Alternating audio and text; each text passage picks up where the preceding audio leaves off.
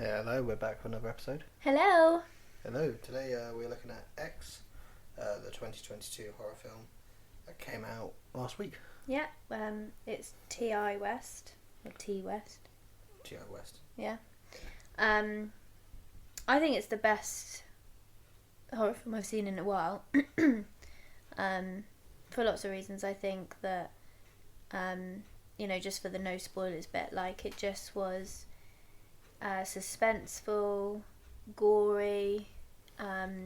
They built tension really well. They had a good amount of jump scares.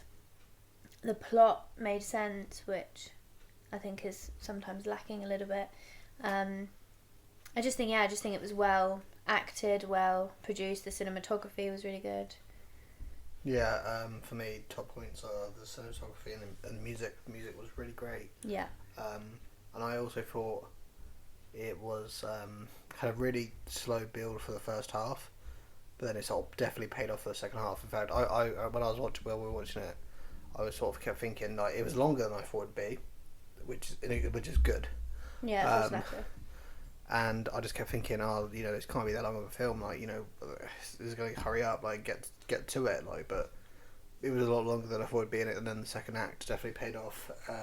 Yeah, I really enjoyed it. I would recommend anyone who hasn't seen it. Yeah, definitely go would see recommend. It's not like a classic. It's not a classic film, but it's a fun film. Yeah, because there were points where we were like, oh, do we think he's going to be involved? Do we think she's going to be involved? Do we not think he's going to be involved? So it was quite good twists and turns that it took you through. Absolutely. Right, should we get into it? Yeah, so if we just talk about the characters real quick. So we've got the main girl. Well, they're a group of friends, really, aren't they? Although it does circle on your main girl that is a group of friends. Yeah, I guess the main character specifically comes into it, especially knowing that there's going to be another film, which is a prequel. Which, although it's not the same girl, it's the same. The actress plays both of the roles. Yes, the actress plays. Mia Goth plays Maxine Minx and Pearl, and there's a prequel film that's coming out that's centered around Pearl. Yeah, the film's called Pearl. In fact, they showed the trailer after the credits, which we missed, and then we had to go back and find a dodgy online copy. So. If you do go to see after this, do stay after the trailer. What we did say, because we kind of watched like the first 5 seconds of the trailer for X, and then we turned it off because we were like, oh yeah, this looks like right up our street. It will do. We went back and watched the trailer after we watched the film, and obviously it's easy to say that it gives stuff away when you know what's going to happen anyway, but it did feel like it gave quite a lot away. But we may not feel like that if we had watched it prior. No, I feel like it gave away the killers. It gave away a bit of the subplot, in which we're going to go into, which is basically sex. What we did see in the trailer as well, which we kind of picked up a little bit, is like lines that the actors would say, which would then play a part like in their death, which is quite a nice little addition. So we've got Mia Goth as Maxine Minx and Pearl. We've got Jenna Ortega as Lorraine. I think she seems to be coming up a bit more in this kind of genre. She was just in Scream. She was in Babysitter Killer Queen 2 as well. Yeah. Then we've got Martin Henderson as Wayne Gilroy, and he's also been in The Ring. And we've got Scott Mescudi as Jackson Hole, and AKA Kid Cudi. Kid Cudi. Who we did not know. Yeah. It kind of occurred to me, I didn't know what he looked like. Brittany Snow as Bobby Lynn, and Owen Campbell as RJ Nichols, Stephen Ure as Howard, and then James Galen as Sheriff Dentler. Yeah, so it's quite a small cast. Yeah. Works really well. I didn't have a problem with any of the actors or characters. I liked all the characters in terms of what they're there for. Oh yeah, I knew the majority of the actors from other roles as well, so I always kind of like that. So I liked the actors, so I just kind of like the... And actually, I think this has been the first film in a while that I've actually liked pretty much all of the characters. Yeah, I didn't... Besides unless they're there to be disliked. Do you know what I mean? Yeah. Like RJ was probably my least favourite as a character, but I didn't dislike him. You sympathising with the least. Yeah. to an extent. Yeah. Not saying fully you're on his side, but anyway, yeah. But pretty much all the other films I haven't liked them. We digress. So yeah. Let's get into the film. So it takes place in the 70s in Texas. You know, there's been a lot of talk online about it's got its inspiration from the Texas Chainsaw Massacre films, or the original film. And I don't know whether there's actual defiant proof that they've got their inspiration, but you can definitely see glimmers. I also like that they didn't beat you over the head with it being from 1979. Like they didn't put loads of unneeded, like, we're in the 1970s, like, just little hints, and that's kind of all you needed, really, wasn't it? Absolutely. I saw someone describe it as a gorno, which is quite clever. So anyway, yeah. A new coined term. Yeah, so it takes place in the 1970s. Before we kick off, we get a sort of 24 hours earlier scene, where a deputy pulls up at a farmhouse. There's blood everywhere. You see multiple dead bodies. You see covered bodies, but they're covered. You can't see who they are.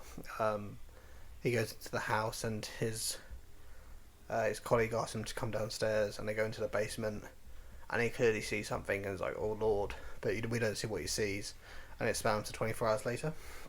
So this is where we meet. 24 hours before. 24 hours, yeah, it's before. Sorry, and this is where we meet our characters.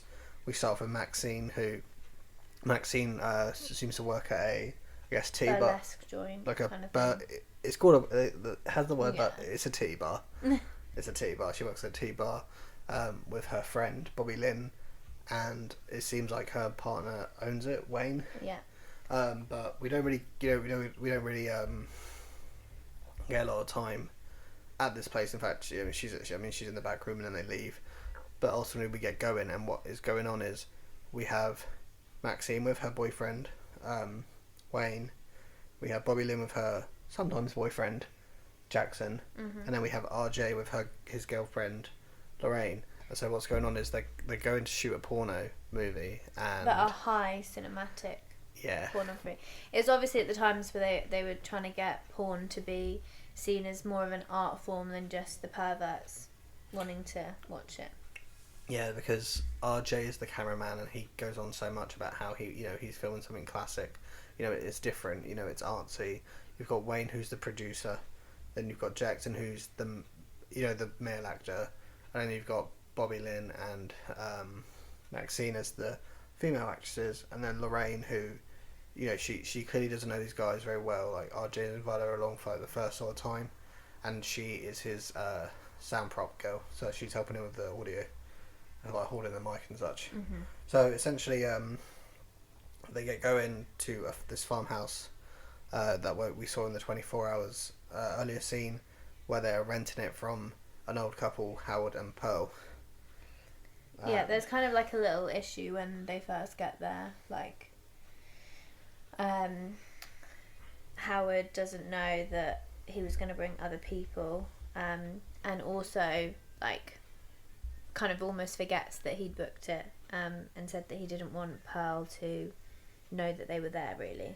Yeah, he sort of sticks his shotgun up at Wayne when he goes to knock on the door, and there's a bit of tension, and then the guys in the car reach out for a revolver that Wayne has in the glove box, and Howard sort of, says, "Oh yes, I remember you, yes." And then he says, "Don't worry, shotgun's not loaded anyway. It's always just a scare tactic," because he coming across as a very not scared old man, perhaps, but like, standoffish. Yeah, I wouldn't say he's scared, but he's clearly cautious of other people, and he's cautious that people, like attack his wife maybe. And Wayne says, "Oh, he's got a gun in the car as well, but that's not got any bullets in it." Yeah, so Wayne says the same thing. The revolver's unloaded. Unloaded? Yeah. Unloaded, yes, unloaded. And as they walk over to the separate annexy bit that they're staying in, you can see that Pearl is watching Maxine from out of the window in the top of the house. So they check out the annex. They all love it.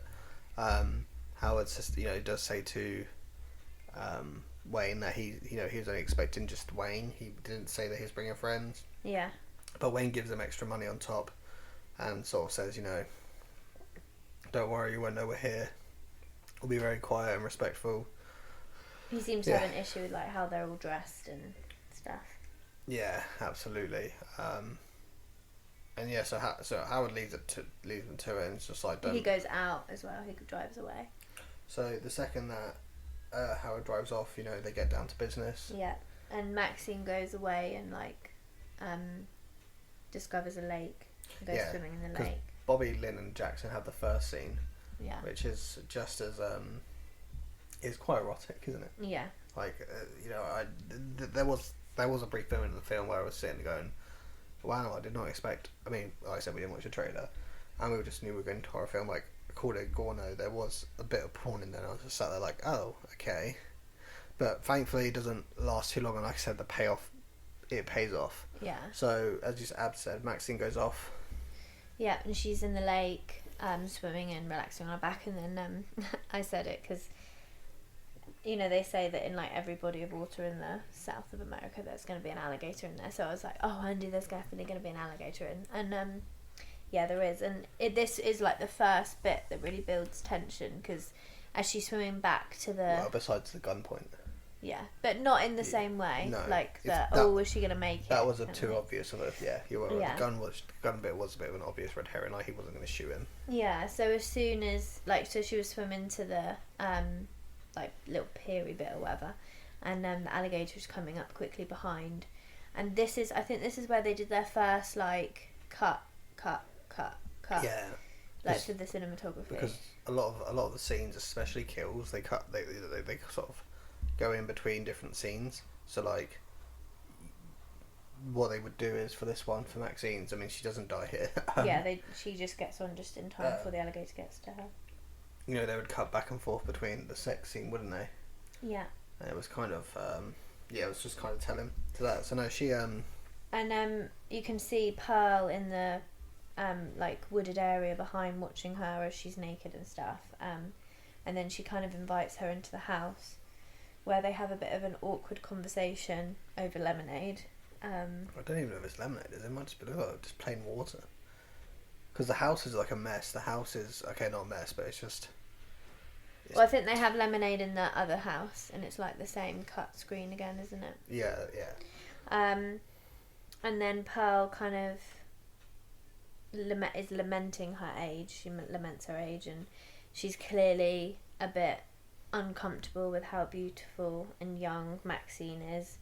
And she kind of says like, oh, that her husband used to do anything she wanted, and she used to be young and beautiful and a dancer, and then she kind of like touches Maxine's rib cage, like through her dungarees. Because she tells her to look into the mirror, and then she has a moment where she's staring at a picture of herself when she's young with Maxine, and it's just a bit awkward, isn't it?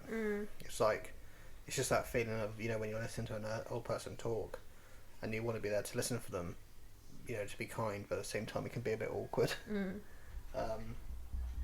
But anyway, Howard begins to arrive home, and Pearl sort of freaks out. There's like, well, and she sort of said, you've got to leave. He can't know we're here, you're here, so... yeah, almost like he can't know what's happened between us kind of thing, and Maxine's obviously like, nothing's happened, I've just come in for a glass of lemonade because you were waving at me. But it kind of gives like Pearl this sense of like, you know, is she stuck in a house with an abusive husband? I don't know, like, she's a very fragile old lady, it seems. So Maxine, you know, slips out through the side of the house, and she runs back down to... Yeah, it's interesting because we said, like when we came out, because we weren't sure of the cast list then, we said, did we think that the old people were actually played by older actors? Because they looked almost like too old, like made up old. Obviously for Pearl, it isn't her. Yeah, and Howard's not played by an old person either. I can't remember who plays him, but he's not old. Stephen Ure. Yeah, he definitely... They gave me vibes of, especially Howard. Howard gave me vibes of the Wrong Turn movies, where if you've watched the Wrong Turn movies, the Three Finger character who's in all, the only killer who's in all of the films, he's often played by different actors, but quite like they're never old actors, and you can see that he's got like this really long like balding like white hair at the back. They Mm-hmm. you can tell like, although not that it looks fake, but you can just tell like something's up there, like, you know. Mm. Yeah. Anyway. So when Maxine gets back to the house and they film her scene, her sex scene in the barn, and Pearl walks around the barn and she sees this happening. So she's watching Maxine and Jackson having sex, and she appears to be aroused by this. And she, it's almost like the camera like makes her the one who's having sex with Jackson just for a split second. Yeah, and it's quite funny to think about that, considering that, yeah, it's the same actress playing both characters, which we didn't realise at the time, but yeah, it's definitely Pearl almost like living out that fantasy. Mm. And then like later on she tries to pressure her husband Howard to have sex with her, but he says that he can't because his heart is too weak and he'll have a heart attack. But he says he really wants to. So once they've done all their filming, then the group kind of just... It's sort of more the evening time, isn't it, at this point? night's fallen. They're making, I want to say dinner, but like there's sandwiches and stuff, you know. Yeah. And it's quite like a nice part because obviously it's like, I mean, especially because of the time that it's filmed, but it seems like they would be like outcasts of society a little bit because they're obviously filming a porno. Yeah, they're quite sexually like. Maxine seemed to be doing cocaine at certain points in the film. You know, they smoke. I mean, they don't drink, but you know, they've got one beer. So you're kind of thinking, you know, they in a horror film you'd think, oh, these teenagers, but the way that they like have their evening where they like all just sit around together talking and discussing things, and like they have a moment where somebody's playing the guitar and Jackson's playing the guitar and I think Bobby Lynn's singing. And it's just like, obviously they could have had a rave or an orgy or whatever, but they weren't. Yeah, like, you know, they're not sneaky enough to have sex. Like, you know, they're, yeah, like the classic horror film. You know, RJ. Just this very heavily focused about how like they're just doing what they enjoy, and no one should judge them for that. Yeah, you know, they want to make a good film and make money of it. Like the girls talk about getting out of the South and going to like LA and making, you know, Hollywood and making dreams and lives, you know, which they admit that everyone, you know, RJ just wants to make a good film, and you know, it does seem a bit more genuine. Like even Wayne, like who you'd think is like the sleazy producer who's given up his girlfriend, you know, to a porno movie, he seems like genuine towards all of them. And Lorraine, who they have kind of nicknamed, they've dubbed her Church Mouse. Church Mouse, because she didn't seem very into it at first at all, and even when they're having like this conversation, she's asking, you know, how can they be okay with them having sex with like each other's partners, you know, when they claim to love each other and stuff. Yeah, she's a very curious character because she starts off very like earlier on, like on their way to the farm, they stop off at a garage, and she kind of like, you know, said to RJ quite loudly, like, I didn't know this was the sort of film you wanted help with, and then. And she didn't like them like kissing. And... No, she didn't like. Yeah, she didn't like a lot of people kissing, and then she saw. She was speaking to Bobby Lynn at the garage as well, and kind of like openly said like, how can you, you know, basically be so openly sexy, basically. I mean, that's not how she says it, but she's sort of saying like, hide your hotness, don't be so, have a bit of class almost. Which Bobby Lynn just sort of replies quite well with. But she seems to like change when she's, you know, part of the filming process. She like is clearly she stares. Yeah, she's just more like impressed by it, I think would be the word. And she stares at Jackson's dong a lot. And so when they're having all these conversations, Lorraine kind of decides that she wants to just, like, she's gained this reputation of being a bit of a prude, and she's intrigued by the film, so she wants to have a scene where she's like part of it. So she wants to be part of the film, which RJ is not happy with. No, and obviously he passes this off as you know, because he wants to do this classic film, and the story of their porno, by the way, is that you know, classic, his car stopped, so he stops off at a farmhouse, and the girl's like, my dad's not here. He'll wait inside for him. He'll take you into town, and then obviously they eventually have sex, and then the scene with Maxine in the farmhouse is supposed to be the sister of that girl, and she's like, oh, my sister didn't tell you about me. Oh, she's always been the jealous type. Yeah. And they have sex. So RJ's point is, well, it doesn't fit with the plot. It doesn't fit the plot having, like, you know, I mean, I guess there could be a third daughter, but then, I mean, they definitely all don't look alike at that point. But yeah, that's his to point. which Lorraine said, you know, no one's watching it for the plot, which is an interesting point for the film, because at that point, then the plot changes, like this film changes. Yeah, the plot just definitely at this point changes more horror. Yeah. This is where the second part of the film begins and it starts to pay off. So they all have a bit of a, you know, hump, like. RJ has a conversation with Wayne where where RJ insults Wayne's girlfriend Maxine, saying that, you know, she's not as a nicer girl as Lorraine, and this isn't like like her nature and stuff. No, it's almost like he's kind of, because like Jackson and Maxine and Bobby Lynn are kind of like it's her choice. Like, she wants to, she can do it. They're not that fussed. It's more like, you know, Wayne sort of like trying to be a peacemaker, but at the same time he's kind of like, dude, like, you know, you get on board or just don't. Yeah, she's gonna do it whether you say yes or not. So then they film that scene, and then they're asleep really, almost immediately. She even when, like, because RJ goes back in. So because Wayne takes RJ out for the conversation, and you even see while they're chatting, like, they all go off into the bedroom anyway. So it's kind of like, you know, Wayne's got a point. Like, so RJ goes back in to do it, and by the time he goes back in, like, she's pretty much already like naked. Well, she's in her underwear, isn't she? Because she's got Wednesday pants on. Sunday, sorry, she's got pants to say Sunday on, like, you know, because she's a classic church mouse. And Jackson's like doing push-ups and flexes. While they have this scene, like while they're having dinner and stuff, there's also like a multitude of cut and slide screen camera shots into the house with Pearl, who's putting makeup on to like look like Maxine. Like, she wears the same green eyeshadow. She's brushing her hair, trying to make herself look beautiful because she doesn't feel young and beautiful anymore. It should also be noted that Howard, when he returns from home, he does notice that the glass and jug is out from the drinks. Yeah. So it's very obvious that two people have been there. Yeah.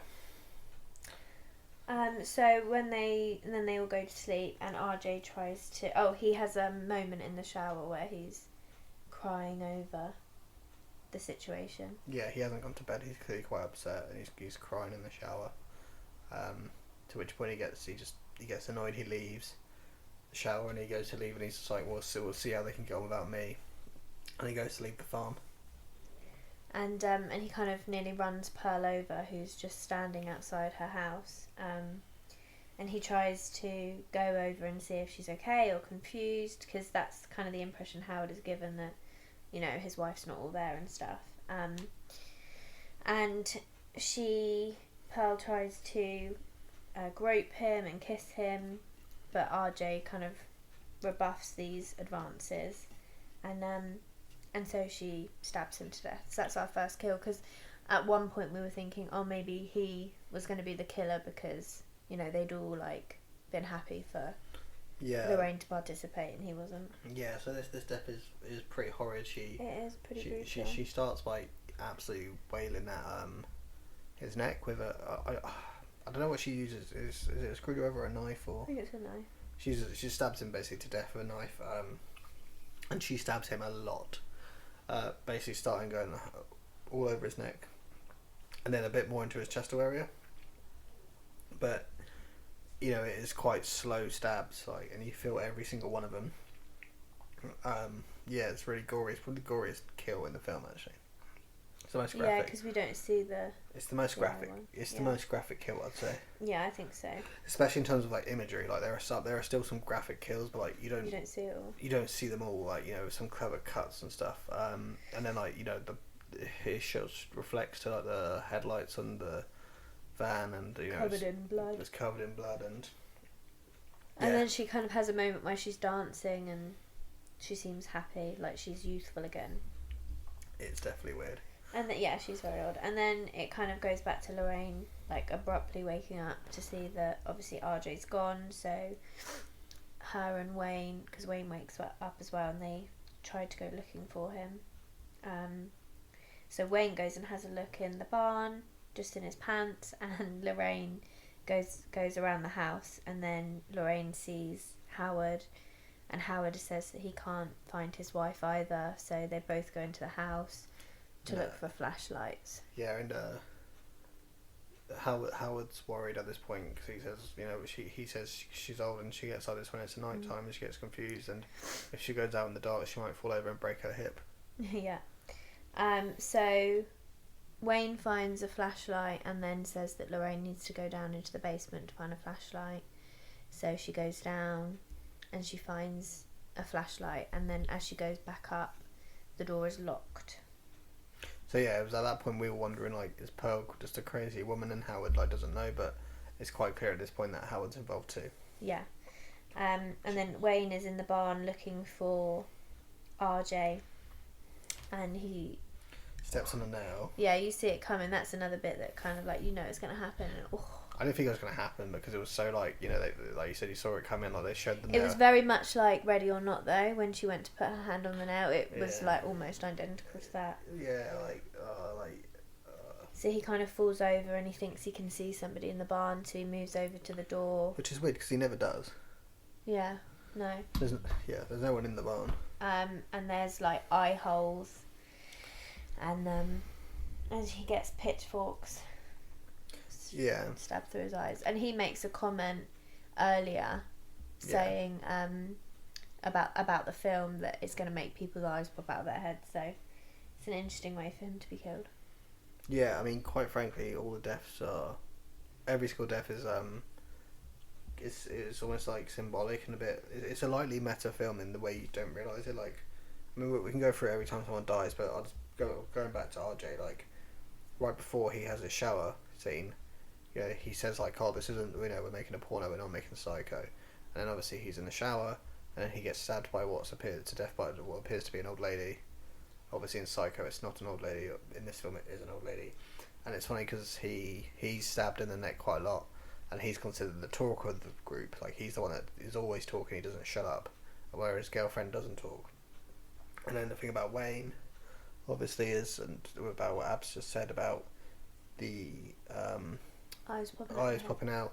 His death. He's the porno producer. Like, he's on paper he's a creepy guy, but even though we know him not to be, his death is very symbolic of that. Like, his death is very phallic because eyes. It's the nail, and then the two eye holes. So it represents, and then obviously, as Ab said, the eyes. Like, he gets killed by peeking. Yeah. He's like peeping Tom almost. Like, he's peeping at a woman, and it costs him, which is Pearl outside the barn, and it costs him his life. Yeah. And these do continue with each death, but we'll go through them as they come.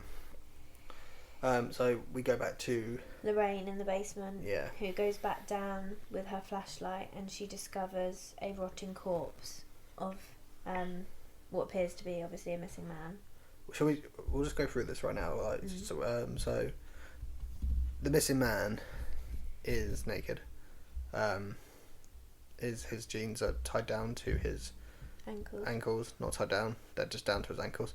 Later on, Jackson does find a Volkswagen stuck in a swamp, and I think it's also Jackson again who's having some milk later on, and there's a sort of a missing person on the classic missing person on the milk. So we were wondering if when they stopped at the gas station there were a few more hints that we may have missed. So yeah, let us know. But also, like, I mean, I guess we'll just dive into it now. But like, what is kind of the purpose of what's going on? Like, because clearly Pearl's a sex addict. Yeah.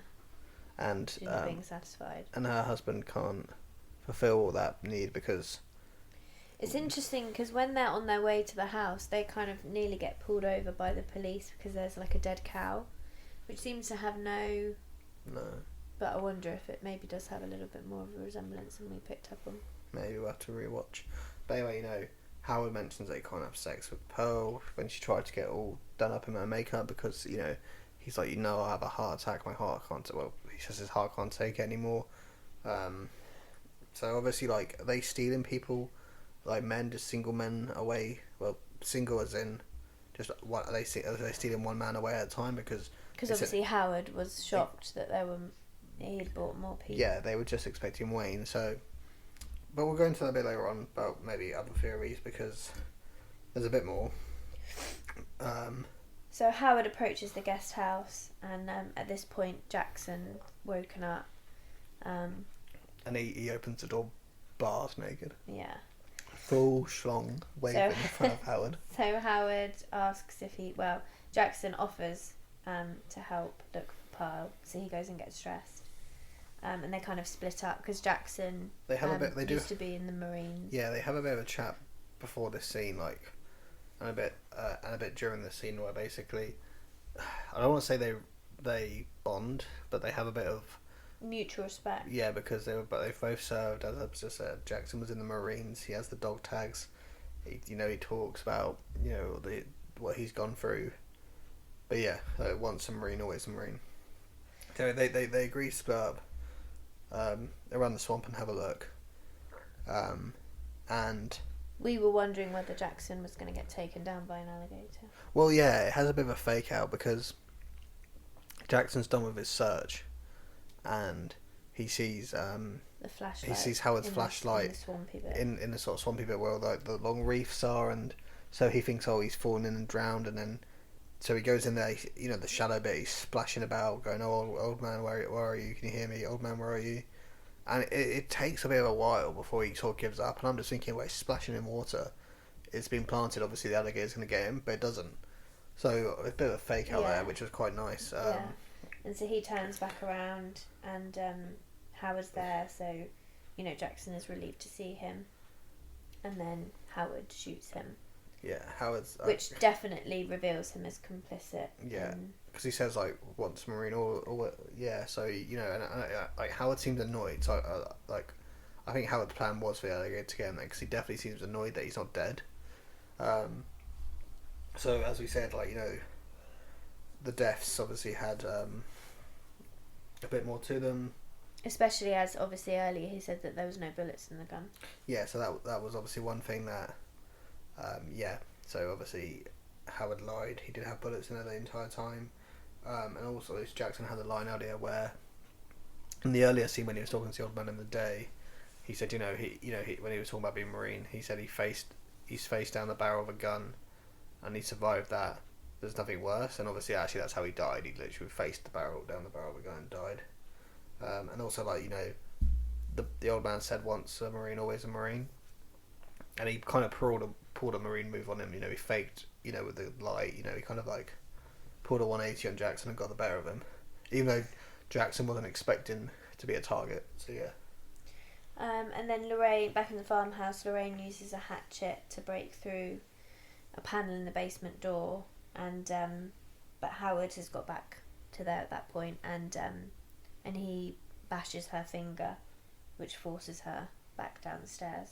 I think she loses a finger at least, maybe. Yeah, well, definitely bludgeons it. Yeah. Half hanging off. And then we see Pearl in the guest house, and she gets into bed with Maxine.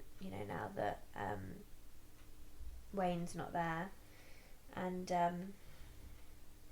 she gets into bed with her and she just starts caressing her, really. Yeah. Very odd. And she, Pearl has got blood. She's covered in blood, so yeah. She's getting blood all over her, and then Lorraine turns around in her sleep, and you can just sort of see it come in. Maxine. Maxine turns around in her sleep, and you can just sort of see it coming, and she wakes up and she screams. And Bobby Lynn, being the only other person in the house now, runs in immediately as Pearl's fleeing the house. Yeah, Pearl does a runner, and Bobby Lynn goes to basically follows Pearl down to a swamp, whereas Maxine goes up to the house, I think. So Bobby Lynn follows. She doesn't go to the house yet. Oh, okay. So Pearl, yes, you're right. Pearl's waiting by the docks where Maxine had a bit of a swim earlier, and Bobby Lynn goes up to her, and although she's this creepy old woman covered in blood that was just in her house, she treats her really nicely. She thinks she's just a confused old woman. She puts a blanket over her. She tells her how she reminds her of her own nan, and how she used to look after her nan, and how she actually considered to be a nurse, like a care nurse. So it kind of like shows how Bobby Lynn, who's the most, in terms of the females, she's the most like crude. She's the most she's the most porn star like out of the lot of them. But actually she's this really nice lady. But then Pearl fleshes out her attitude a bit, and she's like, no, I don't need a care woman. I'm not an old useless woman. And she calls her a whore. Yeah, she calls her a whore. And pushes her into the Bobby Lynn's like, oh, well, you're such a bitch. She's like, you're such an ungrateful, and she goes to call her a bitch, and that's when she gets pushed off. And that's Pearl calls her the bitch. And then, just like that, it's like a split second of Bobby Lynn being in the water as she sort of, reacts to swim away. She's gotten by the alligator. Alligator's got her. Which is, quite nice to see that. They had the fake out, drawn out scene with Maxine earlier where it was moving really slow. And then they had the fake out scene with Jackson where, he was splashing around in the water for ages. With Bobby Lynn, you don't even see, like, do you know what I mean? Like, it is so split second that you don't even think it's coming. Yeah. Like, maybe you'd think, like, as soon as you fall in the water, she falls in the water, you think, here we go. But you might think, it just might sneak up on her, but like for a second, but it's not even a second, it's half a second, and she's dead. We don't see a lot of it though. There's a lot of alligator body. Like he goes for the head, he gets her head, and then takes her underwater. But you see more alligator body than her. You didn't like the alligator, did you? How it looked? I didn't think it looked. I thought it looked alright, but it was, I suppose. Yeah. In terms of Bobby Lynn's death, I mean, there wasn't as much, symbolic. At the start when they're leaving the tea bar, there is a crocodile mural like eating a blonde girl. So maybe, but I guess it kind of shows like she probably gets the worst death in terms of what's gonna be left of her body, and this kind of like she was seen as the most beautiful one. I guess I don't know. It's not as much there.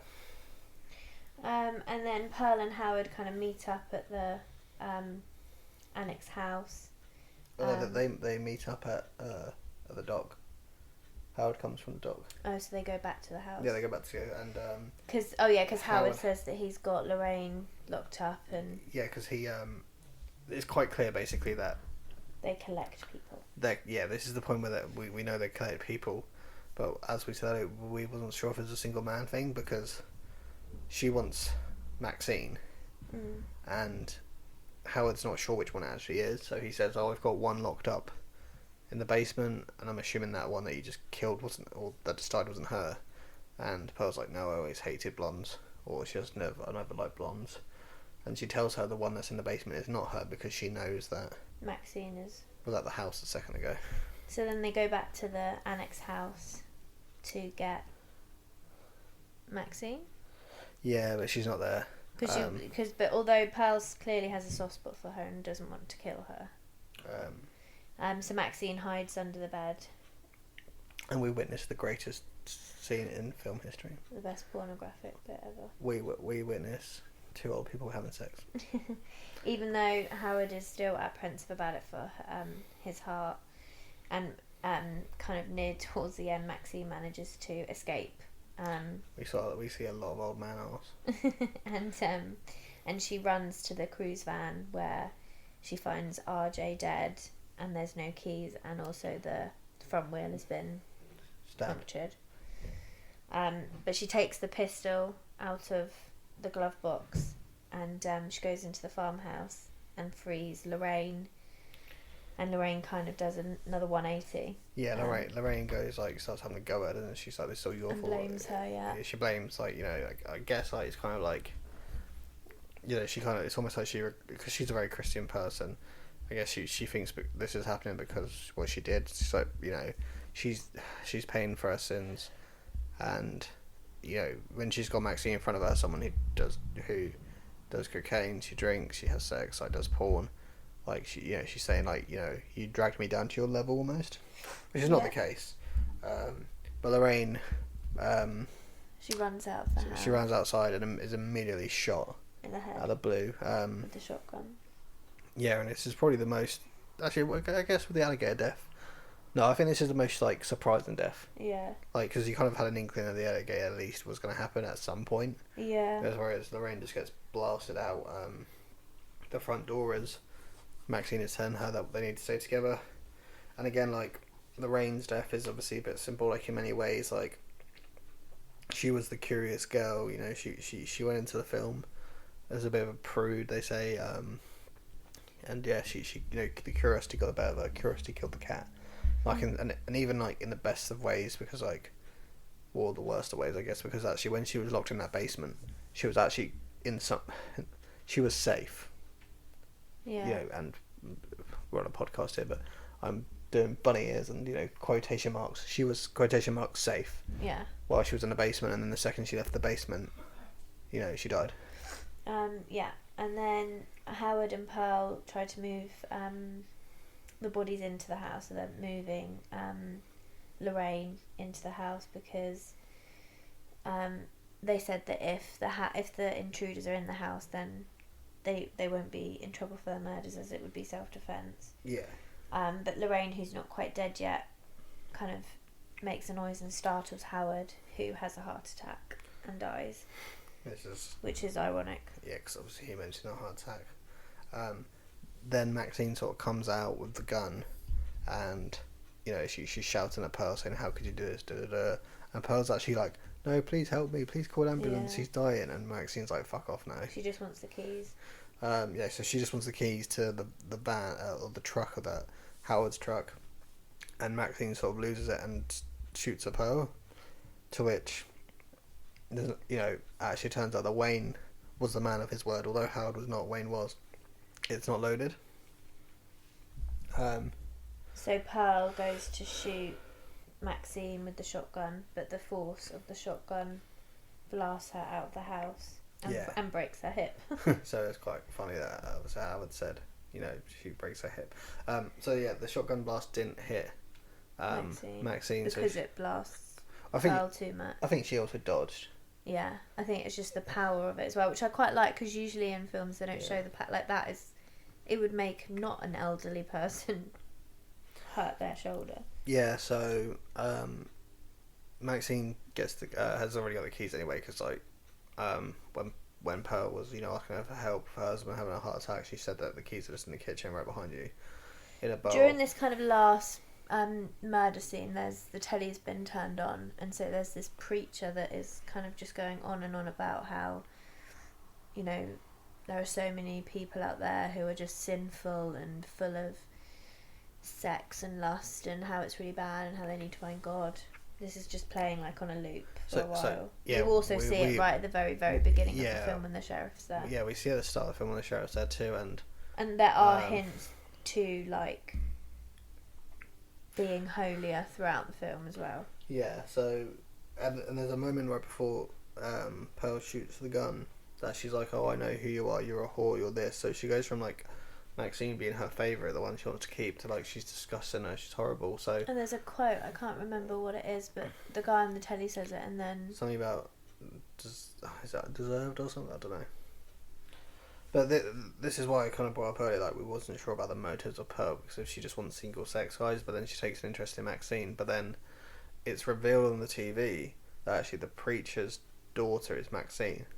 Right at the very, very end. Right at the very, very end, and you know, like Maxine, Pearl has a line that kind of alludes to this, so we were kind of unsure, you know. So is it a bit of both? You know, does she know who Maxine is?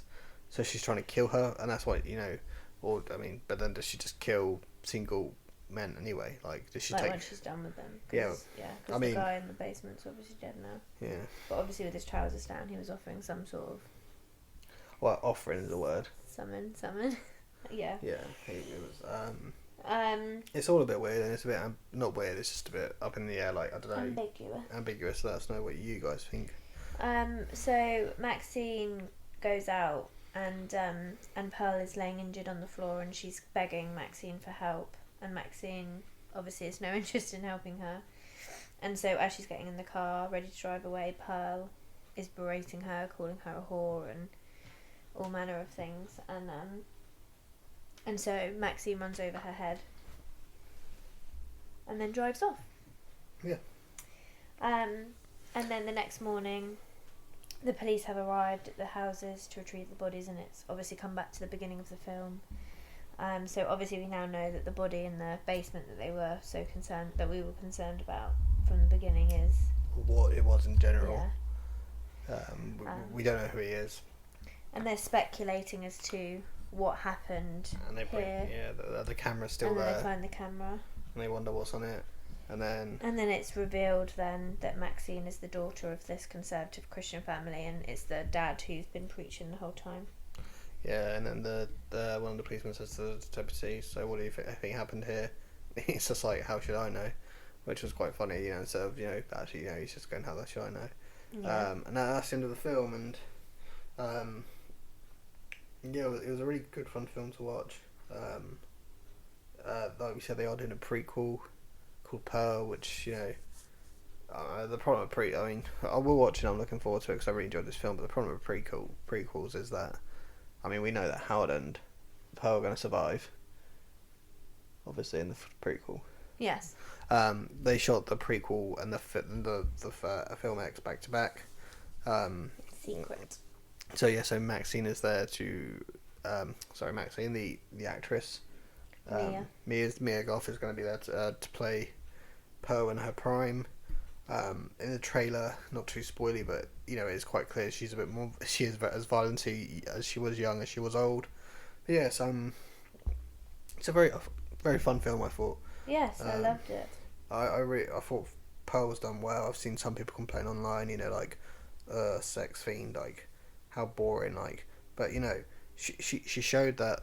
I mean, we didn't go into as much detail, but she showed that, like, it was something about her youth being taken from her, and I think she was jealous of the women of today because the way they could show their sexuality a little bit more. Whereas back then, like, you know, 1930s, I guess, 1920s, 1940s, around that sort of time, she couldn't, like, you know, it was a very different time, you know, and you know, the scene where she was doing her makeup to, you know, like Ab said, was actually kind of sad. Yeah. And for a moment, you felt for her. Yeah. Especially when Howard rejected her, and he didn't reject her because he doesn't love her. He rejected her because he's too old to show her, you know, and that's good time. Yeah. And all the deaths, you know, they happen in quite quick succession as well when it got to that part. Yeah, absolutely. I think maybe they could have done something a bit better where I think RJ's death could have maybe come earlier and they could have dragged it out, like, you know, he was just missing for a bit longer before it all kicked off maybe, but it was still fine.